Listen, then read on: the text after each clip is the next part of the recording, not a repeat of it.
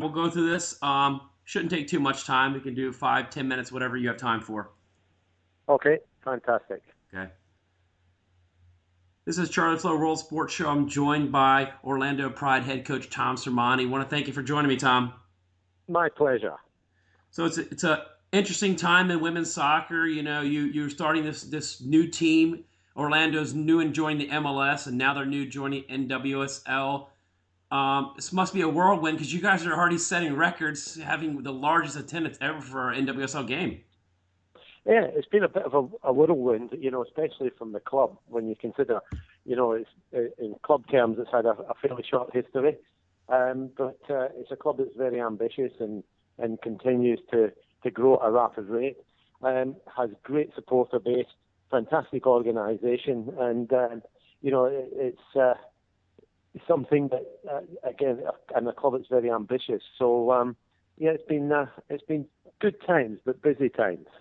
Yeah, I was actually talking to one of your players that I ran into, Leanne Sanderson. She was telling me about how great the ownership's doing there, how much support you're getting just with the facilities and the locker rooms, just things that I think in a women's game sometimes are kind of not, well done. But it seems like Orlando's done a great job of treating the players and staff very well.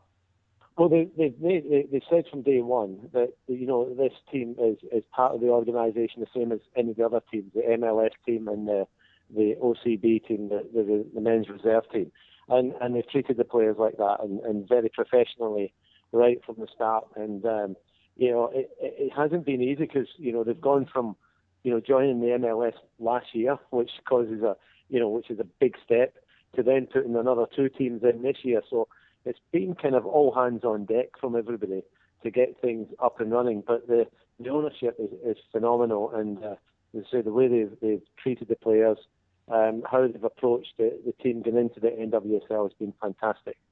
And just the outreach of the community, you guys had the day when you did like your jersey unveiling, the logo, and they announced you the coach. That it's almost like you guys have been in the city for years. The way that the fans are supporting you.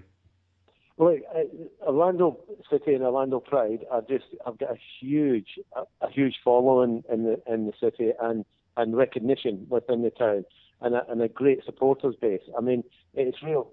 It is a real soccer town, to be honest, and I think that's down to the fact that when Phil and Flavio and the club came to Orlando, they really embraced the community. So the club, the community, and the supporter base play a huge role in the club, and the club are very, very conscious of how important those groups are. Yeah, I think you hit it right there too. With being like a soccer town, we've seen several products come out of the state of Florida, whether they play the women's league or the men's league, and now that they have this opportunity to have some of these players, like for example, like Ashlyn Harris, that's from Florida and able to play in their own state, it truly becomes kind of a homegrown type of product. Very much so, and players are really desperately want to come back down here and play, particularly the local players. Ashton was obviously one that was really keen to come back here. Tony Presley is another, and I'm sure that every player who came out of Florida would come back down here and play for us in a heartbeat. And you also have the luxury of being in Florida, where you kind of have the advantage over us colder northern states, where you have a lot of easier way to do access to training and facilities in the wintertime. Yeah, it's been good. I remember back in the WUSA days particularly when I was in New York, I remember that February, March pre-season when it was absolutely freezing and there was just simply days where you couldn't train or you were scrambling to find an indoor facility. Whereas, we've got a little bit of luxury down here where it's probably the opposite problem. We're looking at how early we can start so we avoid the hot weather. But it certainly makes life a lot easier when you can train in conditions that are warm and in good facilities, because it just makes everybody happier. It makes your sessions easier to plan. It means you can do a lot more than say some of the northern-based teams, particularly in this February, March, April period. And it's also an interesting thing where a lot of the players in this league that I talk to, they kind of look forward to playing you guys. They might not look forward to losing to you guys, but it's definitely a road trip where you don't have to twist the arm of an opposing team to come visit you guys. No, well, it's one of those places, isn't it? Orlando. It's not exactly a bad location. So you've got a whole range of things here. It's almost like two different cities. There's if you like, the real ordinary city from the city centre upwards, and then there's a whole theme park city from the southwards. So it's a real great destination to come because immediately you kind of get that relaxed atmosphere, that holiday atmosphere. You get the weather. It's a great town. We play in a fabulous stadium, and we get great support. So, in some ways, I don't know if that makes it harder or easier for us as a home team because the other teams love to come here and play. Yeah. And it's also the neat thing that factors in the same thing that, a club that I coach for in Ocean City, New Jersey, that you can get a good amount of your fan base are just vacationers, that you can suddenly get fans from all over the world. And I mean, we've seen this product in the NWSL grow so well that you could have fans in from Europe that are just visiting, and suddenly now they're Orlando Pride fans. Yeah, well, it's amazing the reach of the club, and one of the aims and ambitions of this club is to be a club that's got a worldwide following and a worldwide recognition. And I think already if you look at the MLS team, particularly in South America and Brazil, they've got a huge following, and obviously Kaká has helped to boost that. But the club today also, I believe, struck up a relationship with Stoke City in England. So it's a club that's got doesn't just want to be supported by people in Orlando, but wants to be recognised both within the US, but also in other parts of the world. And as I say, particularly for the destination, when people come here, and particularly from Europe or from other soccer nations, it's great if you can come here and come to one of the games. And if they do come to one of the games, whether it's a Pride game or an Orlando City game, the atmosphere is fantastic, and people would want to come back in a heartbeat. I'm sure you've gotten some popularity in Australia and even back in Scotland. There's probably a couple supporter clubs back there forming. I've got a lot of jealous people, particularly in Scotland, who would love to come here and get out of the Scottish weather for a while. And that's the neat thing about this women's league. It's a league that people want to come play in, and it's growing. And there's a couple different models. You have the teams that are kind of independent. Then you have Houston, Portland, and yourselves that are, partner up with the MLS teams. But like you said before, it's run as one entity. And it's kind of a little bit reminds me like of the European model when you have, like a Manchester City has both the men and women where they treat it like one entity. Well, I think that's important. I think a league, if a team's coming in from the MLS, it's important that if they're bringing an NWSL team in, that it's the same club. And teams should feel part of that club. The supporters should feel part of both teams. The front office staff should know both teams. So it should be really just part of the organisation. And like anything, I think in any league as well, there's room for both that model, which is, I think, very valuable because all of a sudden, a team coming in, say it's Orlando, you've immediately got resources and you've immediately got a structure in place. So that certainly helps the NWSL.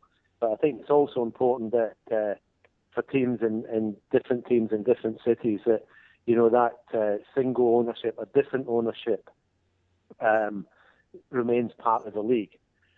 However, within that, it's really important that we continue to grow this league. And I think with us coming in here at Orlando, we've taken the league a step forward in the professionalism of the organisation, the way that the team has integrated Orlando Pride, and just the way that the club has treated the players.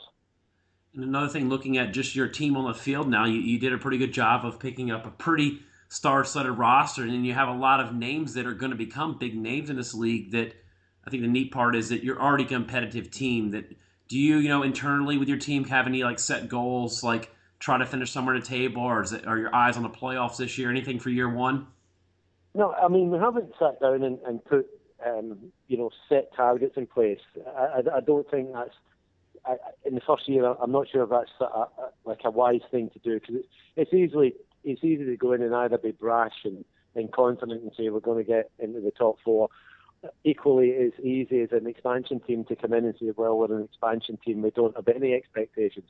So I think the balance is somewhere in between. Is that we've got high expectations of how we perform.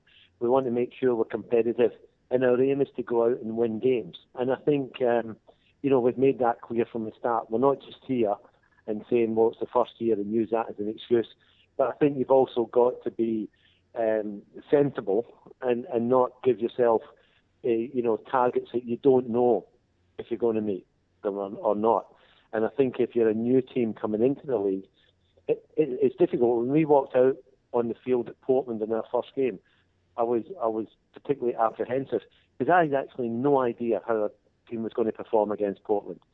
So, to then set targets becomes a bit unrealistic. However, 3 games in, I've been very, very pleased with how competitive we are and a little bit disappointed we're only on 3 points. Yeah, it's definitely a tough place to start your first ever game. It's an interesting matchup that you have an expansion going into a fortress and just the amount of fans that they draw there that, you have that 12th man you're going against. Yeah, I phoned the league and thanked them very much for that first fixture. So,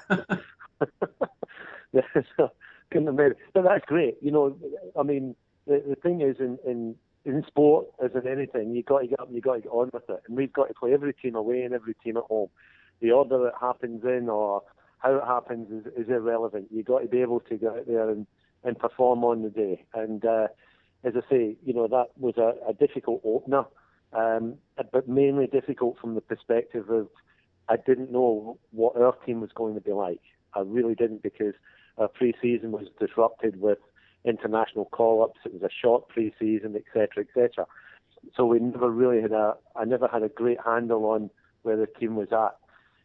However, as I say, I think they performed admirably in that game and deserved to come away with something. And obviously, I think we've shown since then that we are a team that's certainly competitive.